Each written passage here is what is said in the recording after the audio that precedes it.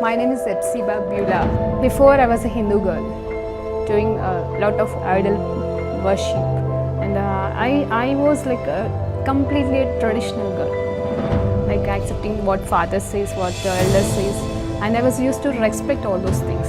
And after coming to the Lord, and I stopped the tradition. I completely stopped the tradition, and I just entered into the love and compassion of the Lord. My parents arranged for the marriage, and it was like a 2 months gap from the arrangement to the marriage. And immediately after marriage, like he said, like I don't like you. I just want to leave, and he left.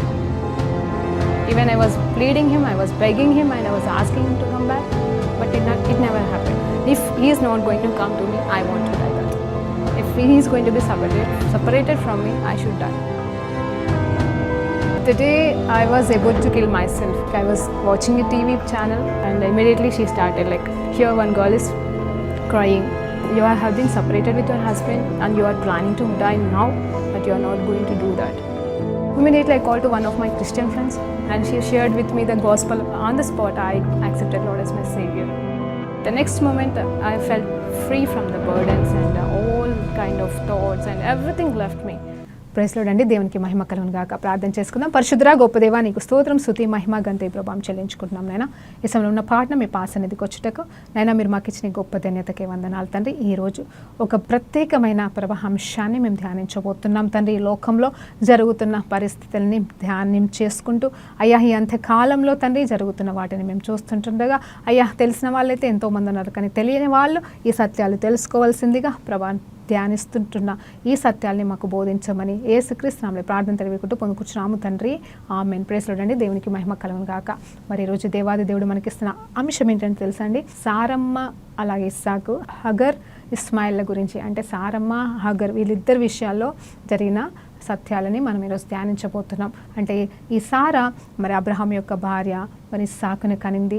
ఇస్సాకు యొక్క సంతానమే మరి ఏమై ఉన్నారంటే Israelites అయి ఉన్నారు. అలాగే మరి hugger ఎవరై ఉన్నారంటే మరి అబ్రహాం యొక్క ఉపపత్ని, అంటే మరి రెండో భార్యగా ఉంటుండగా మరి తన ద్వారా మరి దేవుడు మరి ఇస్మాయిల్ని సంతానంగా ఇచ్చినప్పుడు మరి అది నిజంగా దేవుని ప్రణాళిక కానే కాదని మనకు అర్థం అవ్వాలండి. అది ఈరోజు మనం ధ్యానించబోతున్నాం. అయితే మరి ఆ ఇస్మాయిల్ ద్వారా మరి అబ్రహాంను బట్టి దేవుడు తన్ని కూడా దీవించడం వల్ల మరి తనకి కలిగిన ఇస్మాయిల్ సంతానమే ఇప్పుడు మనం చూస్తున్న లోకంలో ఉన్న మరి ముస్లిమ్స్ అంటారండి. సరే ఏదేమైనా సరే, అంటే నేను ఎవరిని నేను కించపరచడానికి కాదు, కానీ ఐఎమ్ టాకింగ్ ఫ్రమ్ ద హిస్టరీలో జరిగిన సంఘటనలు, హిస్టరీని ఆధారం చేసుకొని, బైబుల్ని ఆధారం చేసుకొని మరి మనం ఈరోజు ధ్యానించబోతున్నాం. అయితే ఇక్కడ జరిగినవి ఏంటి, అసలు ఈ సత్యాలు ఏంటి, ఇప్పుడు అంటే లోకంలో జరుగుతున్నాయి మనం తెలుసుకోవాలి. కాబట్టి మరి చాలామంది తెలియని వాళ్ళు ఉంటారు. అవునంట యుద్ధాలు జరుగుతున్నాయంట, మరి ఇజ్రాయెల్లో యుద్ధం ఎందుకు అవుతుంది, ఇప్పుడు పాలస్తీన్లో ఎవరు, అసలు ఏంటి ఏం జరుగుతుందని అని చాలామందికి తెలిసేమో, చాలామందికి అసలు తెలియదండి. అన్యులకైతే అసలు వాళ్ళు పట్టించుకోరు. మరి ఒక ఇండియా పాకిస్తాన్ మధ్య యుద్ధం జరుగుతున్నట్టుగా అక్కడే వాళ్ళు కొట్టుకుంటున్నారు అని అనుకుంటారు. కానీ చాలామందికి అంటే చదువు రాని వాళ్ళకి మరి ముఖ్యంగా అజ్ఞానులకి తెలియదు కదండి. మరి ఎంతోమంది మరి ఈ వాక్యాన్ని వింటూ ఉంటున్నారు. కాబట్టి వారికి ఈరోజు క్లుప్తంగా అర్థం చేయించడానికి మరి చెప్తున్నానండి. ఇందులో ఏదో జ్ఞానం అని కాదు. ఒకవేళ వింటున్న వాళ్ళ ఏదన్నా తప్పులు అంటే నేను చెప్తే నన్ను మొదటిగా క్షమించమని దేవుని పేరిట బ్రతిమలాడుతున్నాను. ఎందుకంటే నేను అంత గొప్పదాన్ని కాదండి ఇవన్నీ చెప్పడానికి. ఏదో దేవుడిచ్చిన ఒక రెండు తలంపులను బట్టి మరి దేవుడిచ్చిన ప్రేరేపణ బట్టి మరి నాకు తెలిసిన కొన్ని విషయాలు మరి అందరికీ పంచుకోవాలని, అది కూడా వాక్యానుసారంగా పంచుకోవాలని కోరికతో మరి సేవని చేస్తున్నాను. అందుని బట్టి దేవునికి మహిమ కలుగును గాక. అయితే ఈ సారమ్మ ఎవరు అనేది మనం ధ్యానం చేస్తే, సారమ్మ అబ్రహాం యొక్క భార్య ఉన్నది మనకు తెలుసు కదండి. ఆది కాండము 12వ అధ్యాయంలో మరి అబ్రహాముని దేవుడు పిలిచాడంట. ఎవరు ఈ అబ్రహాం అంటే ఒక అన్యుడండి.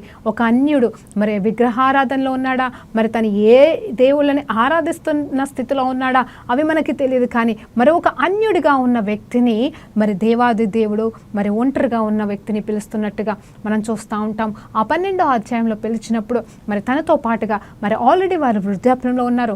అబ్రహాము 75 సంవత్సరాలంట, మరి ఆ సారమ్మ 65 సంవత్సరాలు ఉంటాయంట. అంటే ఇద్దరికి 10 సంవత్సరాల తేడా అని చెప్తుంటుండగా మరి వారిద్దరు కూడా దేవుడు పిలిచిన పిలుపుని బట్టి ముందుకు సాగారు. దేవుడు ఎటు చూపిస్తే అటు, ఎక్కడికి నడిపిస్తే అక్కడికి వెళ్ళడం అనేది జరిగింది. అది అబ్రహాము దాని నిమిత్తము ఆ దేవుడు పిలిచే పిలుపుకి మరి నడిచినప్పుడు దేవుని స్వరాన్ని మొదటిగా అసలు దేవుడెవరో తెలియని వ్యక్తిని దేవుడు పలకరించినప్పుడు ఆయన లోపడ్డాడండి. సో ఆ రకంగా 12వ అధ్యాయంలో వెంబడిస్తున్నప్పుడు దేవుడు మాట్లాడుతున్న మాటలు మనకు తెలుసు కదండి. ఏంటి?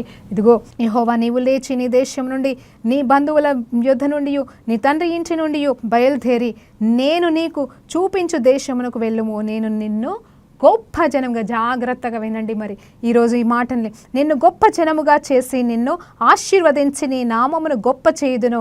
నీవు ఆశీర్వాదంగా నుందువు. నిన్ను ఆశీర్వదించు వారిని ఆశీర్వదించదను, నిన్ను దూషించిన వారిని శపించదను.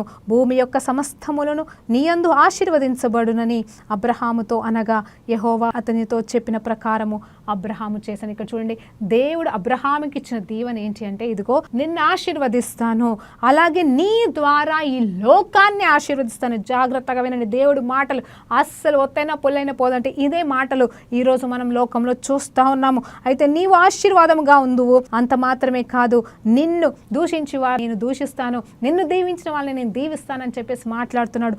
అంత మాత్రమే కాదు, ఒక చక్కటి మాట ఏంటంటే, ఇదిగో నిన్ను గొప్ప జనముగా చేస్తానని మాట్లాడుతున్నాండి. అవునండి, అబ్రహాం చరిత్ర గురించి ధ్యానించిన, అబ్రహాం పిలుపు గురించి మనం ధ్యానించమని మాట్లాడొచ్చు. అయితే అస్సలు పిలుపు ఇక్కడ ఆరంభమైందండి. ఈ పిలుపులో మరి దేవాది దేవుడు అబ్రహామిక్ కవెనెంట్ అని కూడా మాట్లాడుతూ ఉన్నాడు. అయితే ఇక్కడ ఈ వాగ్దానం నెరవేర్చబడాలంటే మరి అబ్రహాముకంటూ ఒక భార్య కావాలి. హల్లెలూయా. మరి ఆ భార్య ఆల్రెడీ ఉన్న భార్య, మరి ఆల్రెడీ తను పెళ్లి చేసుకొని మరి పిల్లలు లేని స్థితిలో మనం నిన్న ధ్యానించాం కదండి వివాహాల విషయంలో. మరి ఎవరిని పెళ్లి చేసుకోవాలి, ఎవరిని పెళ్లి చేసుకోకూడదు అనేది మరి నిన్నటి మెసేజ్లో మనం విన్నాం. అలాగే ఈ రోజు నేనేమంటున్నా అంటే, ఇక్కడ ఈ అబ్రహాము ఆల్రెడీ సారమ్మని పెళ్లి చేసుకున్నాడు. తనకు సంబంధించిన తన రక్త సంబంధికులకు వెళ్ళి తను పెళ్లి చేసుకున్నాడు. అయితే ఇద్దరు కూడా దేవుడు పిలవంగానే మరి బయటకు వచ్చేసి దేవుని వెంబడిస్తూ దేవుడు చూపుతున్న మార్గంలో వెళ్తూ ఉన్నారు. అయితే వారిద్దరికి దేవుడిస్తున్న ఆశీర్వాదం ఏంటంటే, మిమ్మల్ని గొప్ప జనంగా చేస్తాను, మిమ్మల్ని ఆశీర్వదిస్తాను, మీ ద్వారానే నేను దీవిస్తాను అని చెప్పేసి మాట్లాడుతున్నాడు. అంటే అక్కడ నిజంగా ఒక పునాది అనేది వేయబడింది దేవుడి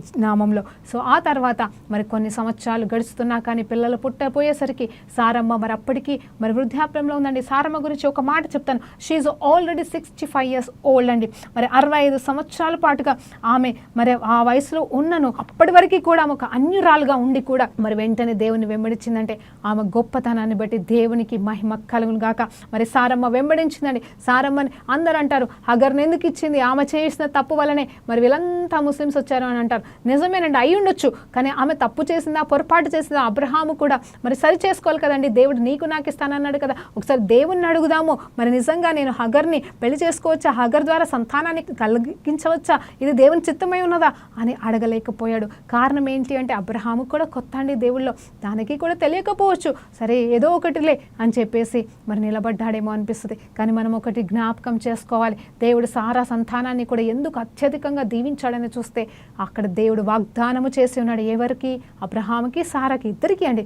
అయితే 12వ అధ్యాయంలో మనం చూసినప్పుడు అతను మరి ఒక సందర్భంలో అబ్రహాం తప్పు మాట్లాడతాడు, అబద్ధం చెప్పమంటాడు.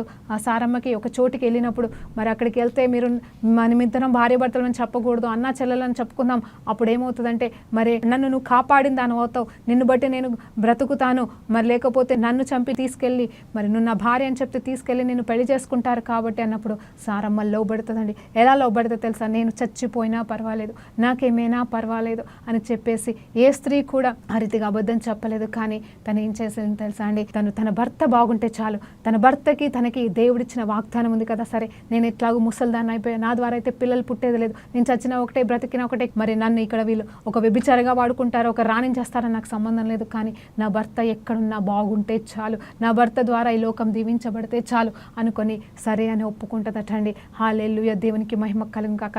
లోబడి మరి దేవుడు ఇక్కడ జోక్యం కల్పించుకొని, క్షమించండి, దేవుడు జోక్యం కల్పించుకొని వెంటనే సారమ్మని కాపాడుతాడు, అబ్రహాంని దీవిస్తాడు.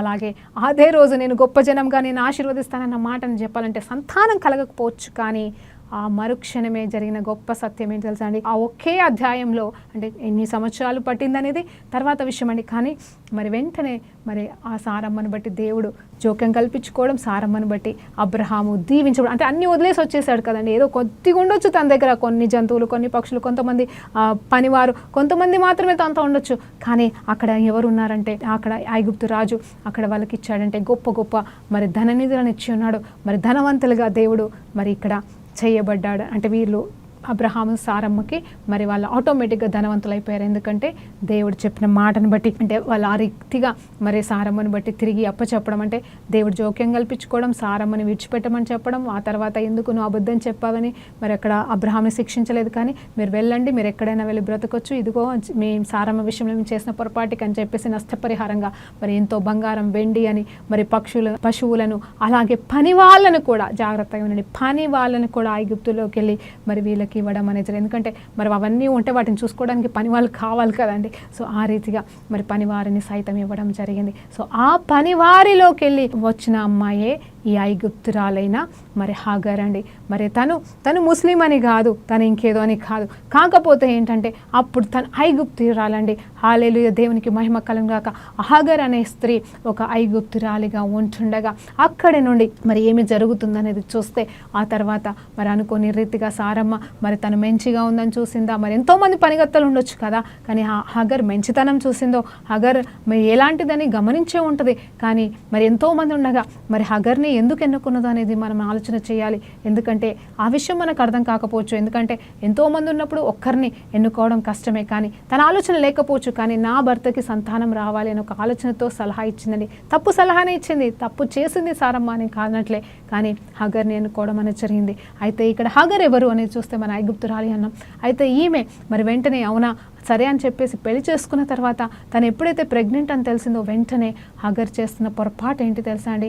హాగర్ యజమానురాయిన సారమ్మకి విలువనివ్వాలి. అమ్మ, నీ వల్ల నా జీవితం బాగుపడింది, ఒక బానిసనైనా నన్ను ఒక గొప్ప వ్యక్తికి భార్యగా చేసావు, ఇదిగో మీకు సంతానాన్ని ఇవ్వబోతున్నాను కృతజ్ఞత కలిగి ఉంటే సమాధానంగా ఉండేవాళ్ళేమో అందరు కలిసి. కానీ అలా జరగకుండా అక్కడ ఏమవుతుంది అంటే హాగర్కి మరి గర్వం అనేది వచ్చిందండి.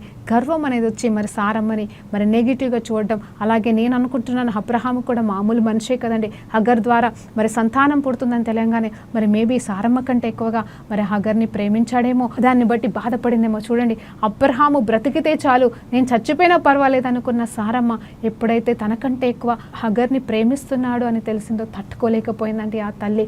మరి నిజమే, ఒక వృద్ధురాలే కావచ్చు, కానీ తను ఒక భార్య కదా, ఆ స్థానం పోతుందని భయపడి ఏంటి నాకెందుకు ఇలా చేస్తున్నావు అని చెప్పేసి భర్తను నిందించడం. నేనేం చెప్తున్నా అంటే ఈరోజు నిజంగా ఇవన్నీ కారణాలు మనం ఆలోచన చేస్తూ ఉంటే ఆ రీతిగా అక్కడ పొరపాట్లు జరుగుతూ వచ్చాయండి. బంధాన్ని బట్టి మరి భార్యలని బట్టి వచ్చిన సమస్యలు, ఆ తర్వాత మరి అనుకోని రీతిగా మరి బాబు పుట్టడం అనేది జరిగింది. మరి సారమ్మ చెప్తుందనమాట, తను పంపించేసేయి తనని, తన కొడుకుని, మరి ఇక్కడ ఉండడానికి వీల్లేదని. అవునండి, ఆ తర్వాత దేవుడు సారమ్మని దీవిస్తాడు. ఇస్సాకుని కంటది ఒక బానిస యొక్క కొడుకు నా కొడుకుతో పాటుగా పెరగడానికి వీల్లేదని. మరి ఏ మాట కొద్దంటది, ఎందుకు అంటది అంటే హాగర్ యొక్క ప్రవర్తన బాగలేకపోవడం వల్ల అని నేను అనుకుంటానండి. నిజం చెప్పాలంటే హాగర్ కూడా ఏం చేయాలి, ఒక తల్లి స్థానంలో ఉండి ఇదిగో మనం ఇక్కడ బానిసల్లాగా వచ్చిన వాళ్ళం, కానీ దేవుడు మనకి కృప చూపించి దేవుడు మనల్ని కూడా దీవించాడు కాబట్టి మనం వాళ్ళకి నమ్మకంగా ఉంటాం. ఆ కొడుకుకి చెప్పుకొని ఐక్యతతో ఉంటే బాగుండేదండి. సకల ఆశీర్వాదాలకు కారణమైతే దేవుడు వారిని కూడా దీవించేవాడు, కలిసే ఉండేవాళ్ళేమో, ఈ గొడవలు వచ్చేవి కాకపోవచ్చు. కానీ అక్కడ పొరపాటు ఎక్కడ అయిందంటే హాగర్ కొడుక్కి చెప్పుకోలేకపోయిందేమో. అయితే మరి సారమ్మకి కోపం వచ్చేసి పంపించినప్పుడు అబ్రహాం ఏడుస్తున్నాడు దేవుని సన్నిధిలో, అయ్యో నా కొడుకు, అయ్యో నా భార్య, నా మొదటి సంతానమే నేను పంపించేసేయాలంటే దేవుడు అంటాడు వెళ్ళిపోనివని. కానీ ఒకటి గుర్తుంచుకో, ఇప్పుడు నేను దీవిస్తుంది నేను చేసిన వాగ్దానం హాగర్ని బట్టి కాదు, హాగర్ యొక్క సంతానంని బట్టి కాదు. కాబట్టి ఇదిగో నేను గొప్ప జనంగా చేస్తానన్నది సారమ్మని బట్టి, ఇస్సాకుని బట్టి. కాబట్టి వారిని పంపించు, కానీ నిన్ను బట్టి, ఇదిగో నువ్వు నన్ను నమ్మావు, నన్ను విశ్వసించావు, సరే నీ వల్ల ఒక పొరపాటు జరిగింది, దాన్ని నేను చూసి చూడటం వదిలేస్తున్నాను, కానీ భయపడకు, బాధపడకు, నేను ఇస్మాయిల్ని దీవిస్తాను. తనకు కూడా 12 మంది సంతానం ఇచ్చి తన్ని కూడా దీవిస్తానన్నాడు. చూడండి, ఇస్సాకుకి అయితే సంతానం ఇద్దరేనండి, కానీ ఆ ఇద్దరు తర్వాత మరి యాకోబుకి పుట్టిన వాళ్ళు 12 మంది అయితే మరి ఇక్కడ ఇస్మాయిల్ని కూడా 12 గుంపులుగా నేను చేస్తాను, గొప్ప జనముగా చేస్తాను, నువ్వు బాధపడకు, నేను దీవిస్తాను, వారిని కూడా దీవిస్తాను, ఎందుకంటే వాళ్ళు నీ సంతానం అని చెప్పినప్పుడు వాళ్ళు అలా వెళ్ళిపోవడం అనేది జరుగుతుంది. నిజం చెప్పాలంటే హాగర్ చేసిన ప్రార్థనతోటి ఇస్మాయిల్ని దేవుడు కాపాడుతాడు. మరి నీళ్ళు తాగడానికి కూడా లేని పరిస్థితి ఉన్నప్పుడు మరి దేవుడు దీవిస్తాడు. చూడండి, గర్భఫలం యెహోవా ఇచ్చు బహుమానం. దేవుడు బిడ్డల్ని తృణీకరించేవాడు కాదు. నువ్వు ఎవరి సంతానమైనా, ఎట్లా పుట్టిన సంతానమైనా సరే దేవుడు క్షమిస్తాడు, కరుణిస్తాడు, దీవిస్తాడు. కానీ ఒక్కటి నువ్వు తెలుసుకోవాల్సింది ఏంటంటే నిజమైన దేవుడు యేసయ్య, యేసయ్య తప్ప వేరే దేవుడు లేడని తెలుసుకొని దేవుని వైపు తిరిగితే నువ్వే మతమైన, ఏ కులమైన, ఏ శాపగ్రస్తలో ఉన్నా, ఏ పాపంలో ఉన్నా దేవుడు నేను హత్తుకుంటాడు, తన బిడ్డగా, తన కుమారుడిగా చేసుకుంటాడు. అయితే ఇక్కడ నిజమే, మరి వెళ్ళిపోయిన తర్వాత వాళ్ళుగా చక్కగా దేవుని ఆరాధించుకుంటూ ఇదే దేవుని నమ్ముకుని బ్రతకాల్సింది. కానీ మరలా వాళ్ళు విగ్రహారాధనలోకి వెళ్ళిపోయి ఆ రీతిగా వచ్చిన వాళ్ళే పాలస్తీన్లు, ఈ అరబ్ కంట్రీస్ అన్నీ కూడా అని చెప్పేసి మరి హిస్టరీ చెప్తుందండి. హిస్టరీ చెప్తుంది, బైబుల్ చెప్తుంది. ఆ మాటకు వస్తే ఖురాన్లో కూడా ఎన్నో సత్యాలు ఉంటాయి. సో నేను ఖురాన్ గురించి నాకు అంత తెలియదు, కానీ చాలామంది చెప్తూ ఉంటారు. నాకు తెలిసి నేను ఒక మాట చెప్పాలనుకుంటున్నా. ఒక అన్న ఈ మధ్యలో అనుకోకుండా పరిచయం అయ్యాడంటే ఈ మెసేజెస్ ద్వారానే తను కూడా టీవీ వాక్యం విని మరి ముస్లిం కన్వర్ట్ అంట. మరి అన్న ఎట్లా మీరు ముస్లిమ్స్ కదా, ఎలా రక్షణలోకి వచ్చారన్నప్పుడు తను ఒకటే మాట చెప్పాడమ్మా, చిన్నప్పటి నుండి మేము అన్ని ఆచారాల ప్రకారం వెళ్ళాము, కానీ మా ఖురాన్లో కొన్ని బుక్కులు ఉంటాయి, అవి చదవకూడదని మా పెద్దవాళ్ళు చెప్పారు. కానీ నేను ఎందుకు చదవకూడదని అవే చదివాను. మరి ఎలాగైనా చేసి దొంగతనం చేసి మరి నేను చదివినప్పుడు ఆ దొంగతనం చేసిన ఏదైతే చదవకూడదని సీల్ చేసి పెట్టారో వాటిని నేను ఖురాన్లో ఉన్న కొన్ని పుస్తకాలు నేను చదివినప్పుడు అందులోకి వెళ్ళి యేసు ప్రభు అలాగే మేరియమ్మ కనిపించారు. అప్పుడు నేను నిజమైన దేవుడు యేసు ప్రభు అని తెలుసుకొని నేను బయటకు వచ్చేసాను, నేను క్రైస్తవుడిగా మారిపోయానని తన సాక్ష్యం చెప్తూ మరి తను కూడా సేవలోనే ఉన్నాడండి. అందరిని బట్టి దేవునికి మహిమ కలుగును గాక. నేనేమంటున్నానంటే దేవుడు వాళ్ళని కూడా దీవిస్తాడు. ఈ అంత్యకాలంలో వారిని కూడా ఆయన మరి సమకూరుస్తాడు. ఇజ్రాయెల్ని స్కాటర్ కాలేదా, ఇజ్రాయెల్స్ తప్పు చేయలేదా, ఇజ్రాయెల్స్ వల్ల ఎన్నో పొరపాట్లు జరిగినాయండి. పాత నిబంధనలు చూసినప్పుడు కేవలం వాళ్ళు మాత్రమే కాదు, ఇస్మాయిల్ సంతానం వాళ్ళ ఇష్టానుసారంగా వాళ్ళు బతుకు దేవుని భయం లేకుండా వెళ్ళిపోయి ఉండొచ్చు. కానీ అన్ని తెలిసిన ఇజ్రాయెల్స్ అయితే, ఈ ఇస్సాకు సంతానం అయితే, ఈ సారమ్మ సంతానం అయితే మరి ఇంకా భయంకరమైన పాపాలు చేస్తూ ఉన్నారు. కానీ దేవుడు నమ్మదగిన దేవుడు. అబ్రహాముకి ఇచ్చిన నిబంధనని అలాగే స్థిరపరచడానికి మరి తన ద్వారా దావీదుని కనటానికి సహాయం చేసి అలాగే దావీదు నుండి యేసు ప్రభుని తీసుకురావాలని. అవునండి, నిజం చెప్పాలంటే దేవుడికి ఏ దేశం మీద కోపం కానీ, ఏ దేశం మీద పగ కానీ లేదు. చాలా మంది అంటారు పాత నిబంధన చదవాలంటే భయం వేస్తుంది, దేవుడు శపిస్తున్నాడు, హింసిస్తున్నాడు, లేకపోతే ఉగ్రత ఉంది అని. నిజం చెప్పాలంటే ఆ ఉగ్రతని ఆ ఒక్క పేజీలో చూస్తారు, కానీ మిగతా 10-12 పేజీలు అంటే ఒక్కసారి ఎక్కడో కోపం వచ్చి సడన్గా ఏదో చిన్నది చేస్తాడు, కానీ వెంటనే పశ్చాత్తాపడి వాళ్ళకి ఎంత దీవెన ఆశీర్వాదిస్తున్నాడు, వాళ్ళు ఎంత క్షమిస్తున్నాడు, ఆ తర్వాత ఎంతవరకు వైపు తిరిగి చూస్తున్నాడు అనేది మనం ధ్యానిస్తే ధర్మశాస్త్రం కావచ్చు, పాత నిబంధనలో కూడా ఆయన కరుణ, ప్రేమ, అనురాగము, తన బిడ్డల పట్ల తనకున్న మమకారం అండి. అవును కదండి, మనం ప్రేమని ఒక్కొక్కసారి మాటల్లో చెప్పలేకపోతాం, కోపంలో కూడా ప్రదర్శిస్తూ ఉంటాం. ఆ రీతిగా దేవుడు ఏం చేయాలో తెలియని పరిస్థితి, అంటే దేవుడు ఏం చేయాలో తెలియదని కాదండి, కానీ ఆ సిచ్యువేషన్లో వాళ్ళని నాశనం చేయలేడు, వాళ్ళని శిక్షించకుండా ఉండలేడు. కాబట్టి అలా కొన్ని ఉగ్రత క్రియలు జరిగినాయేమో, కానీ దేవుని ఉద్దేశం అలా కానే కాదు. ఆయన ఉద్దేశించింది ఏంటంటే ఆదాం వల్ల జరిగిన పొరపాటుని మరి ఎక్కడ సరిచేయాలి అంటే ఇదిగో సంవత్సరాలు ఆయన ప్రణాళిక చొప్పున మరి వెంటనే యేసుప్రభుని పుట్టిస్తే అయిపోయేది కదండి. కానీ ఆయన ఆలోచిస్తూ ఉన్నది ఏంటి తెలుసా, యేసుప్రభు రావాలి, కానీ రాకముందుగానే అంటాడు ఒక్కరైనా ఉన్నారని వెతుకుతూ ఉంటాడండి దేవుడు. ఎట్లా తెలుసా, ఒక్కరున్నారా కనీసం ఈ లోకాన్ని నేను రక్షించడానికి, ఈ లోకానికి నేను వెలుగుగా కనిపించడానికి ఒక్కరన్నా ఉన్నారా అని వెతుకుతాడంట. కానీ ఒక్కరు కూడా లేరని మరి ఆయన చెప్తానే ఉంటాడండి. నేను ఎంతో వెతుకుతున్నాను, ఒక్కరన్నా ఉన్నారా, నా మాట విని గైకొని నేను చెప్పింది పాటిస్తే మరి నిజంగా అలా ఒక్కడు దొరుకున్నా దేవాది దేవుని దృష్టిలో ఖచ్చితంగా యేసుప్రభు దాకా మరి వంశవాళీలు ఉండాల్సిన అవసరం లేదు, యేసుప్రభు రావాల్సిన అవసరమే లేదు.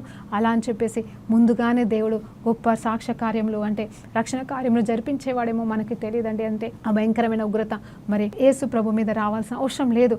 మధ్యలోనే మరి ఒక నోవా కాలంలో జరిగినట్టుగానే మరి ఇంకెక్కడన్నా చేసినా అది వేరే ఉంటుండే. కానీ నోవాతో చేసుకున్న నిబంధనను బట్టి అబ్రహాముకి సంతానం ఇచ్చి, అబ్రహాం ద్వారా దావీదుకి ఇచ్చి, దావీదు నుండి యేసు ప్రభు వచ్చింది. ఎందుకంటే ఈ మనుషులు మారరు అని చెప్పేసి ఆయనకి తెలుసు. కాబట్టి నేనేమంటున్నానంటే ఇక్కడ సారా సంతానమైన, హగర్ సంతానమైన దేవుని బిడ్డలేనండి, అందరం ఆయన వారమే. అయితే ఇప్పుడు చూడండి, అంటే ఆ పగ ప్రతీకారాలన్నీ కూడా పొడగొట్టేసి ఇదిగో మనము నిన్న ధ్యానించినట్టుగా అన్యులను మనం పెళ్లి చేసుకోకూడదు, అన్యుల విషయంలో మనం జోక్యం కల్పించుకోకూడదు అన్నట్టుగా ఈ సత్యాన్ని మనం ఈరోజు ధ్యానిస్తే, ఆలోచన చేస్తే ఏంటంటే దేవుడు అందరినీ సమకూర్చాలనుకుంటున్నాడు. ఇది అన్యులని కాదు, జెంటైల్స్ అని కాదు, అలాగే ఇజ్రాయెలైట్స్ అని కాదు, అందరూ ఆయన సంతానమే. ఆయన అందరికీ ప్రభు ఉన్నాడు. యేసుక్రీస్తు అందరికీ ప్రభు అటండి. హల్లెలూయా, దేవునికి మహిమ కలుగును గాక. నిజమే, దేవాది దేవుడు కావాలని ఆ టైంలో ఒక్కరినిద్దరిని ఎన్నుకుంటూ పిలుచుకుంటూ నిజం చెప్పాలంటే ఆయన నేను దేవుడినని ఆయన బయలుపరుచుకుంటున్నాడండి. నిజం చెప్పాలంటే ఆ కాలంలో ఆయన అందరికీ దేవుడు కాదని కాదు, ఆయన అప్పుడు దేవుడే, ఇప్పుడు దేవుడే, అందరికీ దేవుడే. కానీ అప్పుడు ఆయనని అందరూ వినే స్థితిలో లేరు, ఇప్పుడు కూడా లేరనుకోండి. కానీ అప్పుడు ఆదాము చేసిన తప్పు వల్ల అందరూ స్కాటర్ అయిపోయి దేవుని ధిక్కరించేశారు. కాబట్టి దేవుడు ఎవరైనా ఒక్కరి ద్వారా అనుకుంటూ ఒక్కొక్కరిని, నోవాని, అబ్రహాంని అలా ఎన్నుకుంటూ వచ్చి ఆ ఒక్కొక్కరి ద్వారా ఆయన గొప్ప కార్యములు జరిపించాలని, అంటే ఒక శాంటిఫైడ్ ఒక వంశావళిని ఆయన కాపాడుకుంటూ వచ్చి ఉన్నాడండి. అందుని బట్టి కూడా దేవునికి మహిమ కలుగును గాక. ఎందుకంటే ఇదంతా కూడా ఇప్పుడు ఇస్మాయిల్ సంతానంనైనా సరే, ఇస్సాకు సంతానమైనా ఆయనకి సపరేషన్ లేదండి, అంతా ఒకటే. అయితే ఇప్పుడు మరి నిజం చెప్పాలంటే మరి ఇజ్రాయెల్ దేశం ఎందుకు దీవించబడుతుంది, ఇజ్రాయెల్ దేశం ద్వారా అందరూ ఎందుకు దీవించబడుతున్నారు, ఇజ్రాయెల్ దేశాన్ని చూస్తే అందరూ ఎందుకు భయపడతారు అనేది చూస్తే ఇదిగో ఆయన ఇచ్చిన మొదటి వాగ్దానాలు. ఎందుకంటే ఇప్పుడు అక్కడి నుండే యేసు ప్రభు మరలా వచ్చి మనల్ని కొనుగోబోతున్నాడంట. నిజం చెప్పాలంటే ఆయన అందరికీ మరి దేవుడే ఉన్నాడే, కానీ అక్కడ ఆ స్థలాన్ని ఎన్నుకున్నాడు, ఆ సంతానాన్ని ఎన్నుకున్నాడు, వారిని ప్రత్యేకంగా సపరేట్ చేశాడు కాబట్టి ప్రత్యేకించుకున్నాడండి ఒక ప్రణాళిక నిమిత్తమే. అలా అని చెప్పేసి ఆయన వారిని ఎక్కువ చేసే ఉద్దేశం కాదు, మిగతా వాళ్ళని లయపరచాలనే ఉద్దేశం కాదు, కానీ ఈ సాతాను యొక్క తంత్రాలని లయపరచడానికి దేవుడు ఇజ్రాయెలైట్ జనాంగాలను ఎన్నుకున్నాడు, ఇజ్రాయెలైట్స్ని ఎన్నుకున్నాడు. కానీ ఇజ్రాయెల్స్ కూడా తప్పు చేసి అటు ఇటు అయిపోయారు, కానీ వారు సమకూర్చబడుతున్నారు. ఈ అంత్యకాలంలో నిజంగా వారు యేసు ప్రభుని నమ్మట్లేదంట ఇంకా, కానీ వారు దేవాది దేవుని నమ్ముతున్నారు, ధర్మశాస్త్రాన్ని పాటిస్తారు, విగ్రహారాధన చేయరు. ఒకప్పుడు విగ్రహారాధన చేసిన వాళ్ళే, కానీ ఇప్పుడు ఏంటంటే వారు పాత నిబంధనని 100% పాటించుకుంటూ ప్రయాసపడడానికి ట్రై చేస్తూ ఉంటారు. అలా అని చెప్పేసి పాపం లేని వారు కాదండి, పాపాలు కూడా చేస్తూ ఉన్నారు. ఏదేమైనా సరే వాళ్ళకున్న రోషం ఏంటంటే మా దేవుడు మా పక్షాన ఉన్నాడని, వారి పాత నిబంధనలు ఉన్న తండ్రి దేవుని మీద ఆధారపడి వాళ్ళు చేస్తున్నారు. వాళ్ళకి దేవుడు ఆ రీతిగానే స్వతంత్రం ఇచ్చాడు. ఒక టైంలో చెరపట్టబడ్డాడు. ఎందుకు తెలుసా? ఇజ్రాయెల్ కంటే మరి భయంకరంగా శిక్షించబడిన దేశానికి ఏం లేదండి. మరి వాళ్ళని గొప్ప చేశాడా అంటే చేశాడు, వాళ్ళని భయంకరంగా శిక్షించాడు. వేరే కంట్రీస్తో పోలిస్తే, అరబ్ కంట్రీస్తో పోలిస్తే, భారతదేశంతో పోలిస్తే ఇజ్రాయెల్ దేశాన్ని కూడా ఎన్నోసార్లు దేవుడు గద్దించాడు, శిక్షించాడు. ఎందుకు తెలుసా? సరి చేసుకోమని చెప్పడానికి. ఎందుకంటే మన పిల్లలు తప్పు చేస్తే మనం వాళ్ళని శిక్షించినట్టుగా ముందు వాళ్ళనే శిక్షించాడు, వాళ్ళనే సరిచేశాడు, వాళ్ళనే సరిచేయాలని చూస్తున్నాడు. ఇప్పుడు మరి క్రీస్తు తప్ప వేరే దేవుడు లేడు, నేను మీకోసమే వచ్చినానని ఆయన సత్యాన్ని బయలుపరచుకోవడానికి ఇశ్రాయేల్ ప్రాంగణంలో మరలా ఆయన రాబోతున్నాడు. ఏది ఏమైనా యుద్ధాలు జరుగుతున్నాయి. నేను యుద్ధం గురించి మాట్లాడడానికి ఈరోజు నేను వాక్యాన్ని ఎన్నుకోలేదండి, కానీ యుద్ధాలు ఎందుకు జరుగుతున్నాయంటే కేవలం ఇదేనండి. నీ రక్తం నా రక్తం, మీ అమ్మ నా అమ్మ, అంటే సేమ్ తల్లి కడుపులో పుట్టని వాళ్ళు ఒకటి, అలాగే మరి వేరే కులం వేరే మతం అని చెప్పేసి ఒకటి.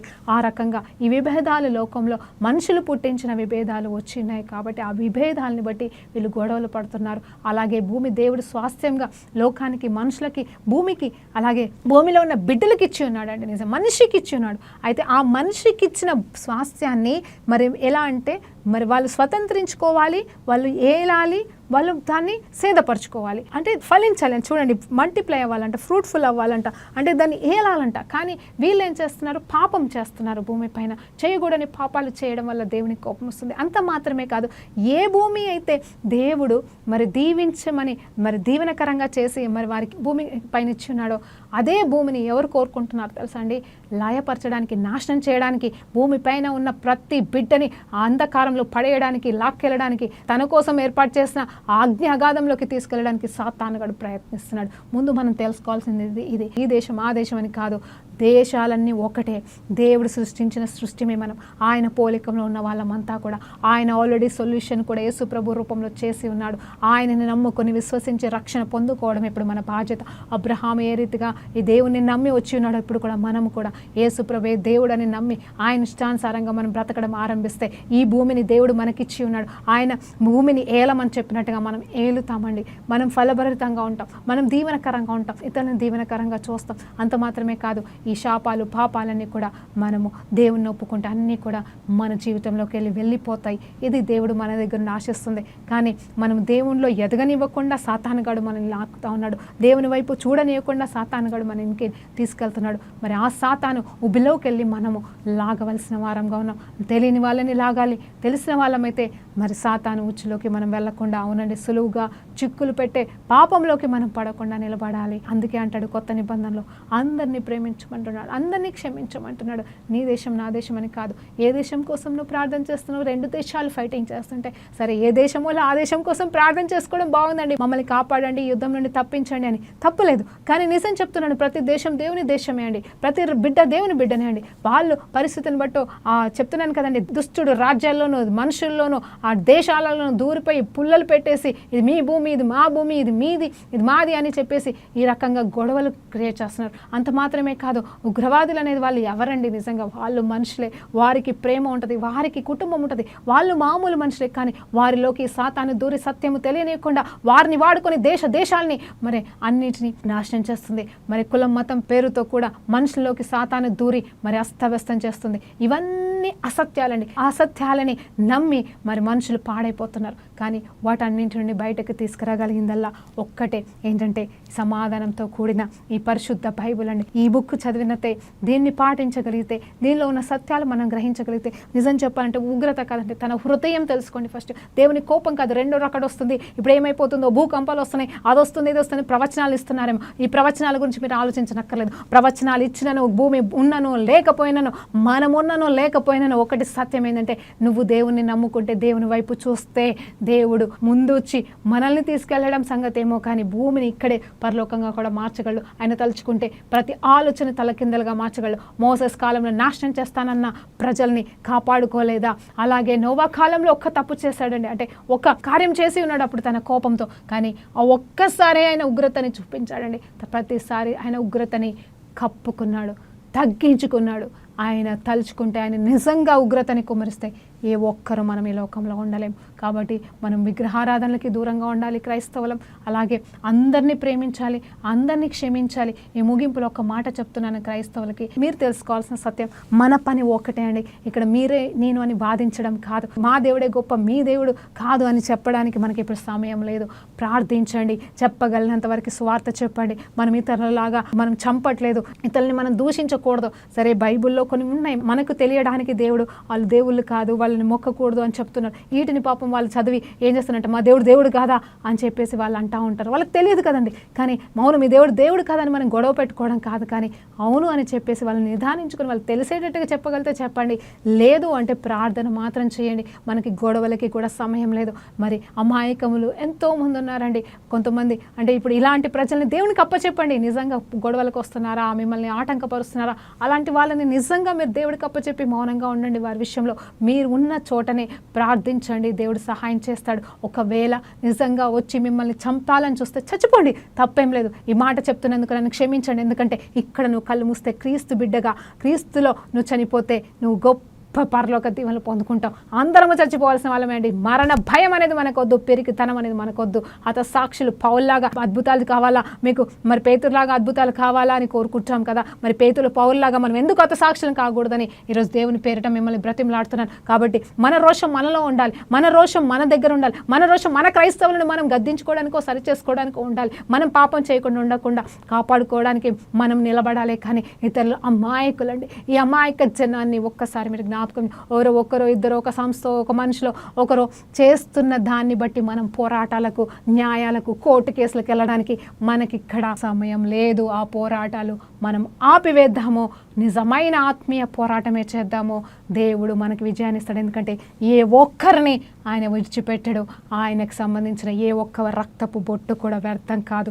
ప్రతి బిడ్డని ఆయన సంరక్షించుకుంటాడు, ప్రతి బిడ్డను ఆయన పరలోకంలోకి తీసుకెళ్తాడని దేవుని పేరిట మీకు జ్ఞాపకం చేస్తున్నాను. మనం ప్రార్థన చేస్తే ఖచ్చితంగా ఈ కార్యాలు జరుగుతాయి. ఈ అంత్యకాలంలో దేవుడు నిన్ను నన్ను కోరుకుంటుంది. ఏంటి తెలుసా? మన హృదయాన్ని కోరుకుంటున్నాడు. మరి విన్నాం కదండి, ఇస్సాకు సంతానమైన, సారమ్మ సంతానమైన, హగ్గర్ సంతానమైన, మనం ఎవరి సంతానమైనా మనం దేవుని సంతానమే.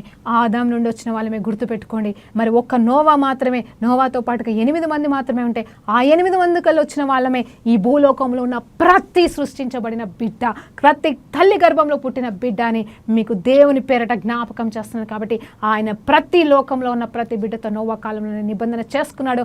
ఆయన నిబంధన చొప్పున యేసు ప్రభుని పంపించాడు. ఆ యేసు ప్రభుని బట్టి, ఆ శిల్వ యాగాన్ని బట్టి మనల్ని కొన్నాడండి. ఈ భూలోకంలో ఉన్న ప్రతి బిడ్డను ఆయన కొని ఉన్నాడు, వెల చెల్లించాడు. కాబట్టి ఏ ఒక్కరు నశించడం ఆయన చిత్తం కాదు. మీరు ఎవరిని కూడా మనము నెగిటివ్గా మాట్లాడడానికి వీలేదు. ప్రార్థనతో ముగించుకుందామండి. పరిశుద్ధుడా గొప్ప దేవా, నీకు స్తోత్రమయ్యా. కొన్ని సత్యాలయ్యా, కొన్ని మర్మాలు ఈరోజు మేము నేర్చుకుని ఉంటుండగా అయ్యా తండ్రి కృప చూపించండి అయ్యా. ఈ క్రైస్తవ లోకంలో మేము ఏ రీతిగా జీవించాలో, అలాగే ఈ లోకంలో మేము ఎలా జీవించాలో ప్రభా అయ్యా మాకు జ్ఞానం ఇచ్చి నడిపించండి అయ్యా. కృప చూపించండి అయ్యా. ప్రేమ లేని వారైతే నీ వారికి కాదన్నతని మేమందరినీ ప్రేమించుకుంటూ ప్రేమతోనే మనుషులను జయించే భాగ్యాన్ని ప్రతి బిడ్డకి నాకు దయచేయమని వేడుకుంటూ యేసుక్రీస్తు నామములో ప్రార్థనతో వేడుకుంటూ సమర్పిస్తున్నాము తండ్రి. ఆమేన్. Praise Lord. దేవునికి మహిమ కలుగును గాక.